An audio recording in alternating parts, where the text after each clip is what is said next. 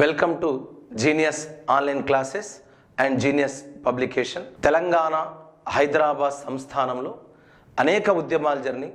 సాంస్కృతిక రాజకీయ ఉద్యమాలు తెలంగాణ ప్రజల్లో చైతన్యాన్ని తీసుకొచ్చి ఇక్కడున్నటువంటి నిజాం రజాకార్ల అరాచకాలను అణచడంలో కీలక పాత్ర పోషించింది.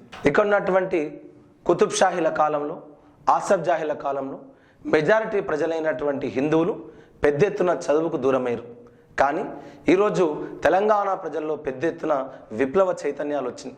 ఆ చైతన్యానికి కారణం ఆనాడు మన మేధావులు, ఆనాడు మనం ఉన్నటువంటి గొప్ప వ్యక్తులు గిరిజన ఉద్యమాల ద్వారా, ఆది హిందూ ఉద్యమాల ద్వారా, ఆంధ్ర మహాసభల ద్వారా ఇక్కడ అనేక రకాల సభలను సంస్థలను ఏర్పాటు చేసి తెలంగాణలో రాజకీయ, సామాజిక, సాంస్కృతిక చైతన్యాన్ని తీసుకొచ్చారు. దానికోసం మనం కాంపిటేటివ్ ఎగ్జామ్లో ఏ విధంగా ప్రిపేర్ అవ్వాలి, ఏ బుక్స్ ఫాలో కావాలి, ఎలా నోట్స్ తయారు చేసుకోవాలి, అసలు ఏ టాపిక్స్ మనం ఎగ్జామ్ పాయింట్ ఆఫ్ వ్యూలో ఉన్నాయి అనే విషయాన్ని ఒక్కసారి తెలుసుకుందాం. ఏముంది మనకు సిలబస్లో? తెలంగాణ సమాజంలో ఉన్నటువంటి సామాజిక, సాంస్కృతిక, రాజకీయ చైతన్య ఉద్యమాలు. తెలంగాణలో మొట్టమొదటిసారిగా రాజకీయ చైతన్యాన్ని, ప్రజా చైతన్యాన్ని కలిగించిన ఉద్యమం ఏంటంటే చందా రైల్వే ఉద్యమం. దాన్ని చంద్రాపూర్ అంటున్నాం. మహారాష్ట్రలోని ఒక జిల్లా. ఆనాడు బ్రిటిష్ ప్రభుత్వం ఇక్కడున్నటువంటి తెలంగాణ నుండి చందా మీదుగా బాంబే వరకు రైల్వే లైన్ వేయాలంటే ఇక్కడున్నటువంటి మేధావులైనటువంటి అఘోర్నాథ్ చటోపాధ్యాయ, రామచంద్ర పిల్లై ఇలాంటి వాళ్ళందరూ కూడా దాన్ని వ్యతిరేకించి ఆనాడు ఉన్నటువంటి 6వ నిజాంకు వ్యతిరేకంగా మొట్టమొదటిసారిగా ప్రజల్లో చైతన్యాన్ని కలిగించినటువంటి ఉద్యమం చందా రైల్వే ఉద్యమం. ఆనాడు ప్రజల్లో చైతన్యం వచ్చింది, రాజకీయంగా చైతన్యం వచ్చింది. అలా చందా రైల్వే ఉద్యమం ద్వారా ప్రారంభమైనటువంటి ఉద్యమం అనేక రకాల ఉద్యమాలకు కారణమైంది. తెలంగాణలో సామాజిక ఉద్యమాలు, ఇక్కడ సమాజంలో ఉన్నటువంటి జోగిని, దేవదాసి, వెట్టి, బాగేల రకరకాల వ్యవస్థలపైన మన మేధావులంతా పెద్ద ఎత్తున ఉద్యమాలు చేసిరు. దేని ఆధారంగా చేసిరు? ఇక్కడ హైదరాబాద్ సంస్థానంలో నిజాం రాష్ట్ర ఆంధ్ర జనసంఘం ఏర్పడింది. మాడపాటి హనుమంతరావు, కేవి రంగారెడ్డి లాంటి వాళ్ళు అందులో అధ్యక్ష కార్యదర్శులుగా పనిచేసి ఆనాడున్నటువంటి ప్రజలను ఏకం చేసి నిజాం ఆంధ్ర జనసంఘంగా, దాన్నే తర్వాత ఆంధ్ర మహాసభగా మార్చి తెలంగాణలో ఉన్నటువంటి ప్రజల్లో సాంస్కృతిక చైతన్యాన్ని తీసుకొచ్చే ప్రయత్నం చేశారు. 13 ఆంధ్ర మహాసభలు జరిగినాయి. ఆ 13 ఆంధ్ర మహాసభల్లో 11 కలిసి జరిగినాయి. ఆ తర్వాత 2 విడివిడిగా జరిగినాయి. ఆ ఆంధ్ర మహాసభల్లో తెలంగాణ ప్రజల్లో చైతన్యాన్ని తీసుకొచ్చారు. ఇక్కడున్నటువంటి పత్రికలు, గోల్కొండ పత్రిక తెలంగాణ ప్రజల్లో మొట్టమొదటిసారిగా చైతన్యాన్ని తీసుకొచ్చింది. మాడపాటి హనుమంతరావు, సూరవరం ప్రతాప్ రెడ్డి, రాజ్ బహదూర్, వెంకట్రామిరెడ్డి లాంటి వాళ్ళు తెలంగాణ ప్రజల్లో చైతన్యాన్ని తీసుకొచ్చారు. కాబట్టి ఒక సందర్భంలో గోల్కొండ పత్రికల్లో సూరవరం ప్రతాప్ రెడ్డి చెప్తేమన్నారంటే తెలంగాణ ప్రజల్లో చైతన్యం కలిగించిన తొలి ఉద్యమం గ్రంథాలయ ఉద్యమమైన లైబ్రరీ మూమెంట్. అంటే తెలంగాణలో ఏ గ్రంథాలయాలు ఏర్పాటు చేశారు, ఆ గ్రంథాలయాలను ఎవరు స్థాపించారు, ఆ స్థాపించినటువంటి ప్రదేశం ఏంది, ఆ గ్రంథాలయాలు ఏ విధంగా తెలంగాణ ప్రజల్లో చైతన్యాన్ని తీసుకొచ్చిన విషయం మీకు ఖచ్చితంగా తెలవాలి. ముఖ్యంగా అర్జున పుస్తక భాండాగారం అంటాం. ఆనాడు యువకునైనటువంటి బొమ్మగాని ధర్మభిక్షణ్ లాంటి వారు అర్జున పుస్తక భాండాగారాన్ని రహస్యంగా ఏర్పాటు చేశారు. అంటే నిజాం కాలంలో గ్రంథాలయాలు స్థాపించాలన్నా, పత్రికలు స్థాపించాలన్నా మనకు అనుమతి లేనటువంటి పరిస్థితి. గొప్ప గ్రంథాలయం. ఈరోజు రెడ్డి హాస్టల్ అంటే తెలియని వాళ్ళు ఎవరు లేరు. అట్లాంటి రెడ్డి గ్రంథాలయాన్ని నిజాం ప్రభుత్వం మూసేయించింది. అనా గ్రంథాలయం ఉంది, దేశోద్ధారక గ్రంథమాల ఉంది, వేమన ఆంధ్ర భాష నిలయం అనే గ్రంథాలయం ఉంది. తెలంగాణ ప్రజల్లో చైతన్యాన్ని తీసుకొచ్చినటువంటి తొలి గ్రంథాలయమైనటువంటి శ్రీకృష్ణ దేవరాయ ఆంధ్ర భాష నిలయం, శ్రీ రాజరాజ నరేంద్ర ఆంధ్ర భాషా నిలయం, ఆంధ్ర సంవర్ధిని గ్రంథాలయం, ఆ తర్వాత వచ్చినటువంటి విజ్ఞాన చంద్రికా మండలి, ఈ గ్రంథాలయాన్ని కూడా తెలంగాణ ప్రజల్లో చైతన్యాన్ని తీసుకొచ్చినాయి. మన గత పోటీ పరీక్షలు అడిగిండు, గ్రంథాలయ ఉద్యమమే తెలుగు ఉద్యమం అని చెప్పింది ఎవరు? గోల్కొండ పత్రికను ఎప్పుడు స్థాపించిండు? ఆంధ్ర వాళ్ళు ఇక్కడి ప్రజల్ని అవమానిస్తే తెలంగాణలో ఉన్నటువంటి కవుల యొక్క రచనలన్నింటినీ సేకరించి 1934లో గోల్కొండ కవుల సంచిక అనేది వచ్చింది. ఇట్లా తెలంగాణలో ఉన్నటువంటి లైబ్రరీస్ ఏంటి, వాటిని ఎవరు స్థాపించారు, అవి ఎక్కడున్నాయి, ఒకవేళ దాన్ని నిజాం రద్దు చేస్తే అది రద్దు చేయడానికి గల కారణాలు ఏంటి? అవును, గొప్ప వ్యక్తి రావి నారాయణ రెడ్డి రైతు గ్రంథాలయాన్ని స్థాపిస్తే దాన్ని నిజాం ప్రభుత్వం మూసేయించింది. అది మూసివేత గల కారణాలు ఏంటి? అదే నిజాం ప్రభుత్వ కాలంలో ఆర్య సమాజ్ లాంటి గొప్ప సంస్థ మీకు ఆల్రెడీ చెప్తున్నాం మనం. ఆర్య సమాజ్ తెలంగాణ ప్రజల్లో హైదరాబాద్ సంస్థానంలో ప్రజలను చైతన్యం తీసుకొచ్చింది. వైదిక ఆదర్శ అనే పత్రిక స్థాపించింది. ఇక్కడ ఉన్నటువంటి ఎంఐఎం రజాకారులకు వ్యతిరేకంగా పెద్ద ఎత్తున ఉద్యమాలు తీసుకొచ్చి ప్రజల్లో రాజకీయ, సామాజిక, సాంస్కృతిక చైతన్యాన్ని తీసుకొచ్చినటువంటి సంస్థ ఆర్య సమాజ్. ఆ ఆర్య సమాజ్ కాలంలో పెద్ద ఎత్తున ఉద్యమాలు జరిగినాయి. ఇక మనకు ఆల్రెడీ స్పెషల్గా ఉందండి. ఏంది? ఆర్య సమాజం, ఇక్కడ ఉన్నటువంటి బ్రహ్మ సమాజం లాంటి సంస్థలు. బ్రహ్మ సమాజం ఆధ్వర్యంలో కూడా పెద్ద ఎత్తున పత్రికలు వచ్చినాయి. ఆ పత్రిక ఏ విధంగా ప్రజల్లో చైతన్యాన్ని తీసుకొచ్చింది? స్వామి వెంకట్రావు ఆధ్వర్యంలో, బ్రహ్మ సమాజం ఆధ్వర్యంలో పత్రిక వచ్చింది ఆంధ్ర మాత అని. ఆ పత్రిక ప్రజల్లో ఏ విధంగా చైతన్యాన్ని తీసుకొచ్చింది? ఆర్య సమాజ్ ఆధ్వర్యంలో వైదిక ఆదర్శ అనే పత్రిక వచ్చింది. కేశవ మెమోరియల్ స్కూల్స్ వచ్చినాయి. అదేవిధంగా ఇక్కడే ఉన్నటువంటి ఆంధ్ర విద్యాలయ, వివేకవర్ధిని లాంటి సంస్థలు వచ్చినాయి. ఆ సంస్థలు ఇక్కడ ఉన్నటువంటి నిజాంకు వ్యతిరేకంగా గణేష్ హార్దికర్, వామన్ రావు నాయక్, వినాయకరావు విద్యాలయంకర్, పండిత నరేంద్రజీ, వందే మాతరం రామచంద్రరావు, ఇక్కడ ఉన్నటువంటి వాళ్ళంతా ఆర్య సమాజ్లో కీలక పాత్ర పోషించడం జరిగింది. అంతేందుకు, మొన్న జరిగినటువంటి మలదర్శ ఉద్యమంలో కూడా అఖిల భారత ఆర్య సమాజ్ జాతీయ అధ్యక్షుడైనటువంటి స్వామి అగ్నివేష్ బహిరంగంగా తెలంగాణకు మద్దతు ఇవ్వడం జరిగింది. సార్వదేశిక ఆర్య ప్రతినిధి సభ తెలంగాణ కోసం కృషి చేయడం జరిగింది. ఇట్లా తెలంగాణలో ఆర్య సమాజ్ పోషించినటువంటి పాత్ర ఏందనేది మనకు స్పష్టంగా తెలవాల్సిన అవసరం ఉంది. అది ఆర్య సమాజ్ చేసిన ఉద్యమం. అదేవిధంగా పత్రికలు, తెలంగాణ ప్రజల్లో పత్రికలు చాలా చైతన్యాన్ని తీసుకొచ్చినాయి. అనేక పత్రికలు వచ్చినాయి. ఒక గోల్కొండ పత్రిక వచ్చింది, మీజాన్, తెలుగు మీజాన్ పత్రిక వచ్చింది. గులాం మొహమ్మద్ కలకత్తా లాంటి వాళ్ళు తెలుగు మీజాన్ పత్రిక నడిపించడానికి ఇష్టపడలేదు. ఆనాడు అడవి బాపురాజు లాంటి వాళ్ళు మొట్టమొదటిసారిగా తెలంగాణలో జరుగుతున్నటువంటి ఉద్యమాలను ఆ పత్రికల్లో ప్రచురించే ప్రయత్నం చేశారు. కానీ చాలా పత్రికలు అక్కడ ఉన్నటువంటి నిజాంకు వ్యతిరేకంగా పనిచేయడానికి ఇష్టపడలేదు, భయపడ్డాయి. కానీ కొన్ని పత్రికలు ఇక్కడ ఉన్నటువంటి తెలుగు పత్రిక కావచ్చు, తెలుగు తల్లి పత్రిక కావచ్చు, తెలంగాణ తొలి పత్రికలుగా పనిచేస్తున్నటువంటి కొన్ని పత్రికలు నిజాంకు వ్యతిరేకంగా కాకుండా తెలంగాణ ప్రజల్లో సాహిత్య అభిలాషను తీసుకురావడానికి, విద్యాభివృద్ధిని తేవడానికి పెద్ద ఎత్తున కృషి చేసినాయి. మనకు ఖచ్చితంగా కాంపిటేటివ్ ఎగ్జామ్లో పత్రిక పేరు అడుగుతున్నారు. ఆ పత్రిక స్థాపకుడు ఎవరు అంటున్నారు? అవునా, మొట్టమొదటిసారిగా గోడ పత్రికలు వచ్చినాయి. ఆ గోడ పత్రికను స్థాపించింది ఎవరు అంటారు? ఇలా తెలంగాణ ప్రజల్లో పత్రికల ఉద్యమాలు, గ్రంథాలయ ఉద్యమాలు ప్రజల్లో చైతన్యాన్ని తీసుకొచ్చింది. వాటన్నిటిపైన మనకు ఒక అవగాహన ఉండాలి. మనం ఒక చార్ట్ తీసుకొని ఆ పత్రిక ఎప్పుడు స్థాపించారు, ఆ పత్రిక సంపాదకుడు ఎవరు, ఆ పత్రిక పేరేంది, ఆ పత్రిక ఎక్కడి నుండి ప్రారంభమైంది, ఒకవేళ ఆ పత్రిక నిజాం ద్వారా నిషేధించబడితే దానికి గల కారణాలు ఏంటి, ఈ విషయాలపైన మనకు అవగాహన ఉంటే ఒక 2 మార్కులు మన జేబులో ఉన్నట్టే. ఖచ్చితంగా పత్రికలపైన, గ్రంథాలయాలపైన మనకు ఒక అవగాహన ఉండాలి. అదేవిధంగా తెలంగాణ ప్రజల్లో చైతన్యం తీసుకొచ్చినటువంటి సభలు ఆంధ్ర మహాసభలు. ఆల్రెడీ చెప్పాను, తెలంగాణ ప్రజల్లో చైతన్యం తీసుకొచ్చిన సభలు ఏవైనా ఉన్నాయంటే అది ఆంధ్ర మహాసభలే. తెలంగాణలో ఉన్న ప్రతి మేధావి, ప్రతి ఉద్యమకారుడు ఆంధ్ర మహాసభలో కార్యకర్తగా పనిచేసిండు, కార్యదర్శిగా పనిచేసిండు, అధ్యక్షునిగా పనిచేసిండు. ఆ వాళ్ళ యొక్క కృషి వల్లనే ఈరోజు తెలంగాణ ప్రజల్లో చైతన్యం వచ్చింది తప్ప ఇంకోటి కాదు. మాడపాటి హనుమంతరావు కావచ్చు, మాడపాటి మాణిక్యమ్మ కావచ్చు, ఇక్కడ ఉన్నటువంటి గొప్ప వ్యక్తులైనటువంటి రావి నారాయణ రెడ్డి, బద్దం ఎల్లారెడ్డి, మగ్దుం మొహినుద్దీన్, ఇలాంటి వాళ్ళందరూ కూడా ఆంధ్ర మహాసభ కార్యకర్తలుగా, అధ్యక్షులుగా పనిచేశారు. ఆ ఆంధ్ర మహాసభలు ఎప్పుడు జరిగినాయి, ఎక్కడ జరిగినాయి, ఈ ఆంధ్ర మహాసభకు అధ్యక్షుడు ఎవరు, ఆ సభలో చేసిన కీలక తీర్మానాలేంటి అనే విషయం మనకు తెలవాలి. మనం ఈరోజు తెలుగు మాట్లాడుతున్నాం, ఈరోజు మనం తెలుగు రాస్తున్నాం. మన తెలంగాణ ప్రభుత్వం ప్రపంచ తెలుగు మహాసభలను ఏర్పాటు చేసి సూరవరం ప్రతాప్ రెడ్డి ఫోటోని హైలైట్ చేసింది. ఎందుకు చేసింది? ఒక తెలంగాణ వాడిగా నీకు ఒక అవగాహన ఉండాలి. ఎందుకు చేసిందంటే 4వ ఆంధ్ర మహాసభ సిరిసిల్లలో జరిగితే ఆ సభలో మొట్టమొదటిసారిగా నిబంధనావళిని రూపొందించారు, కొన్ని కండిషన్స్ పెట్టిరు. ఆ 4వ ఆంధ్ర మహాసభ సిరిసిల్లలో మాడపాటి హనుమంతరావు అధ్యక్షతన జరిగిన ఆ సభలో మొట్టమొదటిసారిగా ఏం తీర్మానం చేసిందంటే ఆంధ్ర మహాసభలో ఇప్పటి నుండి ఖచ్చితంగా అందరూ తెలుగు భాషలోనే ప్రసంగించాలి అనే నిబంధనావళిని రూపొందించారు. అంటే అప్పటి నుండి ఇప్పటిదాకా దాదాపు 90 ఏళ్ళుగా తెలుగు భాషని సంస్కరించబడుతూ వచ్చింది.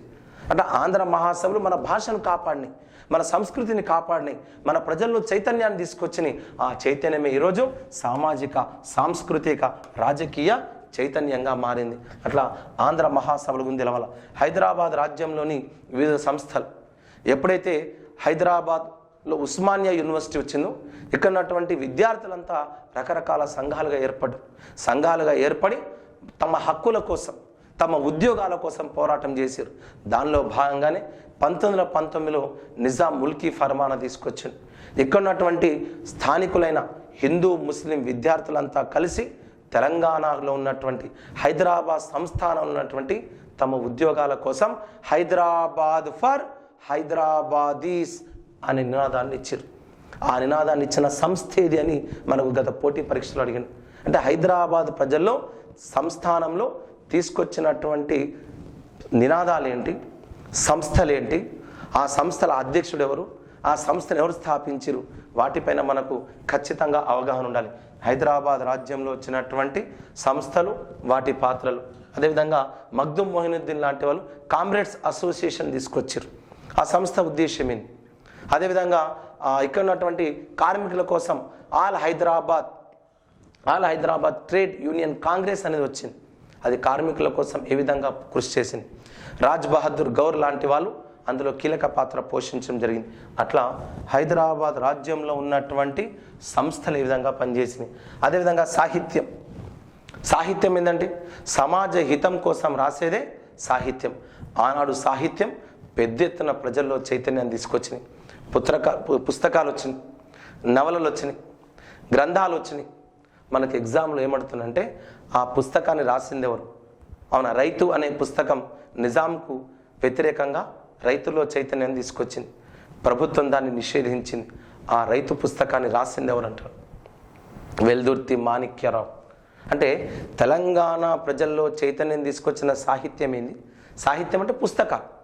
ఆ పుస్తకాన్ని రాసింది ఎవరు? ఆ పుస్తకం యొక్క ప్రత్యేకత ఏంది? అంతెందుకండి, ఎక్కడో ఉన్నటువంటి వినాయక దామోదర సావర్కర్, విడి సావర్కర్ రాసినటువంటి పుస్తకం భారతదేశ స్వతంత్ర సంగ్రామం పైన 1857 సిపాయిల తిరుగుబాటు కాదు, the war of Indian independence అనే మూమెంట్ను పుస్తకాన్ని హైదరాబాద్ తీసుకొచ్చింది. ఆ పుస్తకం వల్ల మన library మూతపడ్డది.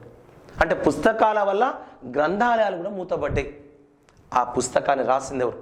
The war of Indian independence moment అనే పుస్తకాన్ని విడి సావర్కర్ రాస్తే రేపు నీకు ఎగ్జామ్లో వచ్చే క్వశ్చన్, ఈ పుస్తకం వల్ల ఏ గ్రంథాలయం మూతపడ్డది అంటాడు. అది చాలా పెద్ద గ్రంథాలయం. అట్లా పత్రికలు కానీ, సాహిత్యం కానీ, గ్రంథాలయాలు కానీ ఒకదాంతో ఒకటి సంబంధాన్ని కలిగి ఉండి ఇక్కడ ప్రజల్లో చైతన్యాన్ని తీసుకొచ్చినాయి. ఆ సాహిత్యం మీకు తెలవాలి. అవును, ఇప్పుడు మనకు 2 రకాల సాహిత్యాలు. ఒకటి ప్రాచీన సాహిత్యం, ఆధునిక సాహిత్యం. ఎస్పెషల్లీ ఆధునిక సాహిత్యంలో నవలలు, జీవిత చరిత్రలు, ఆత్మకథలు, వీటన్నిటిపైన మనకు అవగాహన ఉండాలి. అయితేనే మనం రాయగలుగుతాం. For example, best example Suravaram Pratap Reddy. Suravaram Pratap Reddy అన్న నీకు ఏం గుర్తుకొస్తుంది? గోల్కొండ పత్రిక గుర్తుకొస్తుంది. సూరవరం ప్రతాప్ రెడ్డి నీకు ఏం గుర్తుకొస్తుంది?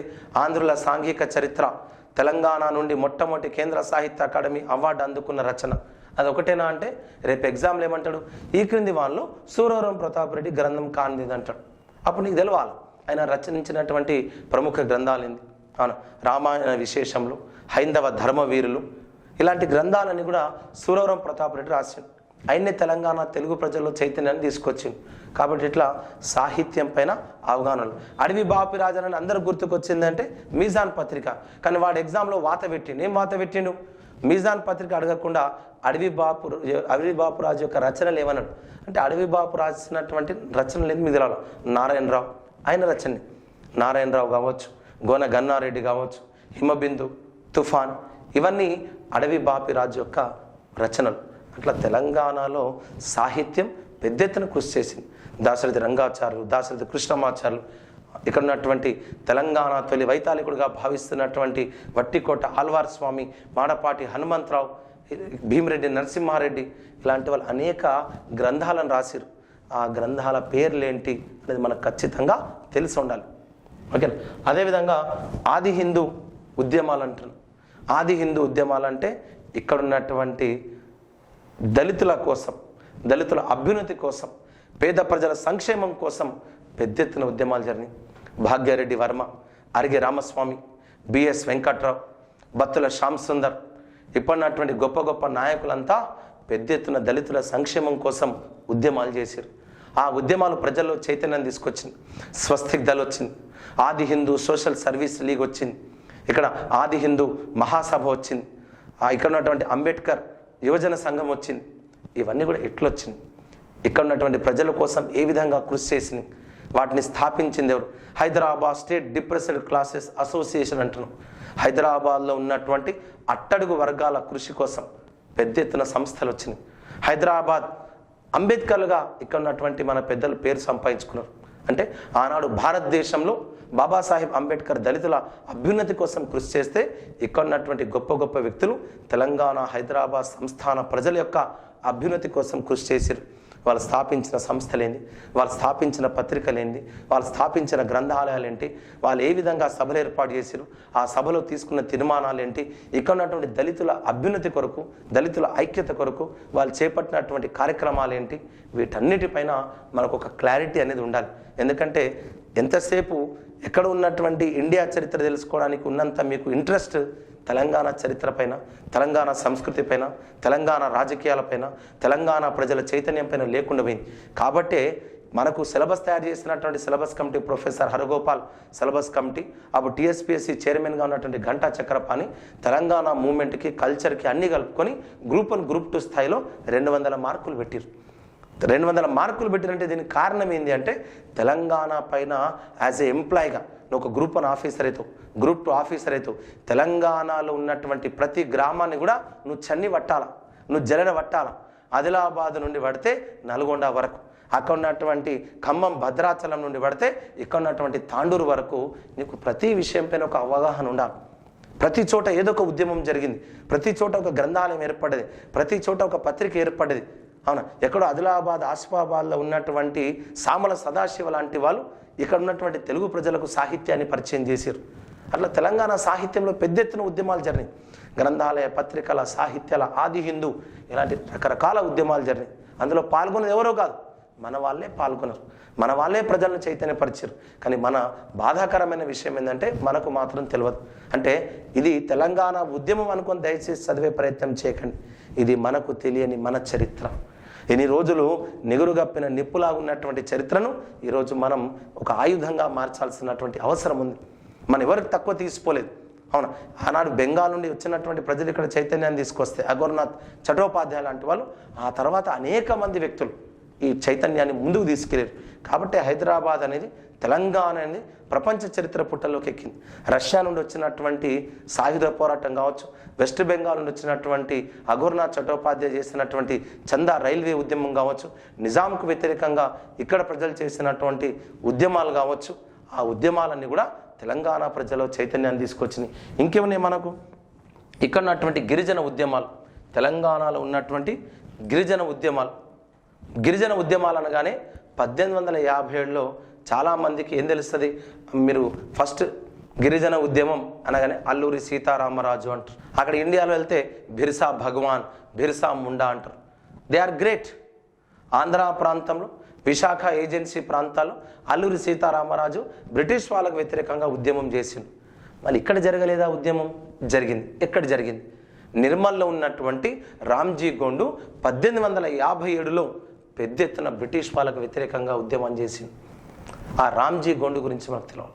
ఇదే నిజాంకు వ్యతిరేకంగా, 7వ నిజాంకు వ్యతిరేకంగా 1940 ఆ ప్రాంతంలో పెద్ద ఎత్తున ఉద్యమం చేసినటువంటి గొప్ప వీరుడు కొమరం భీం. ఆ కొమరం భీం గురించి మనకు తెలవాలి. ఇక్కడ ఉన్నటువంటి ఆది హిందువుల యొక్క, ఇక్కడ ఉన్నటువంటి గిరిజనుల యొక్క కృషి కోసం, అభ్యున్నతి కోసం పెద్ద ఎత్తున సంఘాలు ఏర్పడ్డాయి. ఆది హిందూ సంఘాలు ఏర్పడ్డాయి, ఆ తర్వాత గిరిజన సంఘాలు ఏర్పడ్డాయి.